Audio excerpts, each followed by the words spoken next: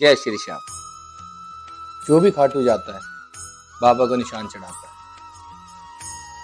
बड़ी श्रद्धा के साथ, बड़ी आस्था के साथ, और ये विश्वास रखकर चढ़ाता है कि उसको वो फल मिलेगा जो वो बाबा से मांगना चाहता है। बाबा उसको वो देगा जो वो मांगना चाहता है। और बहुत ऐसी बार भी होता है कि इच्छाएं पूरी हो गई, बाबा ने उनकी अरदास सुनी, निशान के लिए भक्त ने बोला हुआ था, और जो बोला हुआ था वो पूरा होने के बाद तो उसने निशान अर्पित किया बाबा को। लेकिन मैं एक चीज पूछना चाहूंगा आपसे, जब आप निशान चढ़ाते हैं पूरी श्रद्धा से, पूरे भक्ति भाव से, इवन ये भी नहीं देखते आप कि वो कितना महंगा और कितना सस्ता है, आपके पॉकेट में 1000 रुपए होते हैं तो भी आप 800 रुपए तक का निशान खरीदने की हिम्मत रखते हैं। आप नहीं सोचते आपको वापस कैसे जाना है, आप कैसे जाएंगे।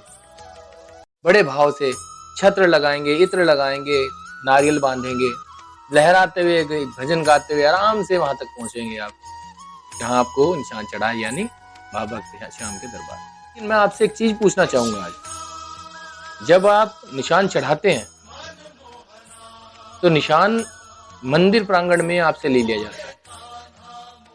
आपने कभी देखा वो किस तरह से आपसे निशान लिया जाता है?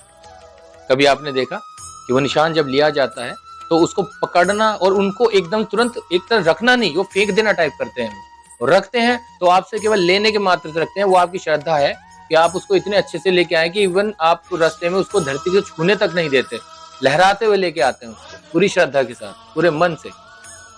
और वो निशान इस तरह से ले लिया जाता है। और आपने देखा भी होगा कि रास्ते में बहुत से निशान ऐसे ही पड़े होते हैं, धरती पर पड़े हुए हैं, वे पैरों में भी आ रहे हैं। तो कुछ श्याम भक्त ऐसे भी हैं जो उनको उठा के साइड में रख देते हैं। ये बहुत अच्छी बात होना चाहिए। लेकिन मैं एक आपसे अनुरोध करूंगा, आप निशान चढ़ाएं लेकिन मन से निशान चढ़ाएं। मन से मेरे कहने का मतलब ये नहीं है कि आप केवल मन में धारण करें और बस, और कुछ नहीं। मेरे कहने का मतलब केवल इतना सा है कि जब आप बाबा का निशान चढ़ाते हैं तो निशान भवन से निशान को उठाइए आप, और उठाने के बाद उसको अपने साथ लेके चलिए, पैदल पद यात्रा कीजिए अपनी, और बाबा श्याम के दरबार में जाने के बाद उस निशान को, क्योंकि आपका प्रवेश बाबा के दरबार, खाटू श्याम जो दरबार है, बाबा के जो महल है, जो उनका प्रांगण है, उसमें आपका प्रवेश हो चुका है, तो आप वहां पर उस निशान को ये मान के चले कि वो बाबा के पास तक पहुंच गया है।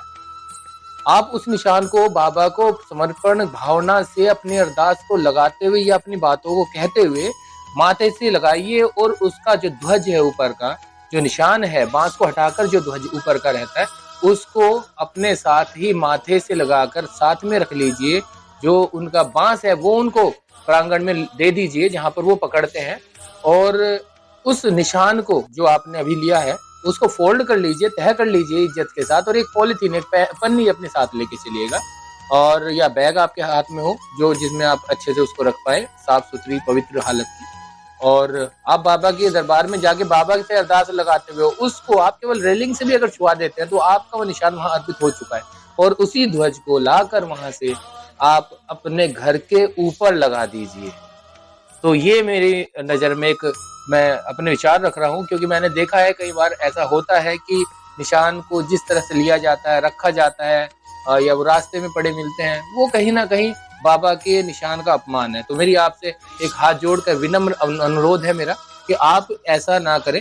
अगर आपको मेरी बात उचित लगती है तो आप ऐसा करें कि आप निशान भवन से निशान उठाएं और लेने के बाद पद यात्रा करें, और पद यात्रा के बाद बाबा के प्रांगण में पहुंचने के बाद बांस केवल उनको लौटा दें, और ऊपर का जो निशान जो है वो निकाल लें, और उसकी तह करके आप बाबा को के सामने जब आप पहुंचते हैं तो माथे से लगा के निशान को रेलिंग से टच करके, और बाबा को अपने अरदास और जो भी आपको उनको बोलना है, जो बातें करनी है, वो करते हुए आप सीधे अपने घर पर आकर, ऐसा नहीं आपको बीच में जहां भी आपके दर्शन करने हैं आपको भगवान के, जैसे सालासर बालाजी यहाँ पर है, जीण माता का मंदिर है, करणी माता जी का मंदिर है, आपको जिस दरबार में जाना आप दर्शन कीजिए, और जब आप वापस आए निशान को अपने घर पर एक ध्वज बनाकर उसको फिर से ऊपर लगा दें। ये एक बेहतर ऑप्शन रहेगा। तो मेरी एक आपसे एक अनुरोध है, मेरा हाथ जोड़ के विनम्र अनुरोध है कि कृपया जो आप अपना निशान चढ़ाते हैं बाबा को, एक आस्था के साथ चढ़ाते हैं, उस निशान की एक पवित्रता, मर्यादा और उसका अपमान ना हो, इस तरफ भी एक थोड़ा प्रयास करें। जय श्री श्याम।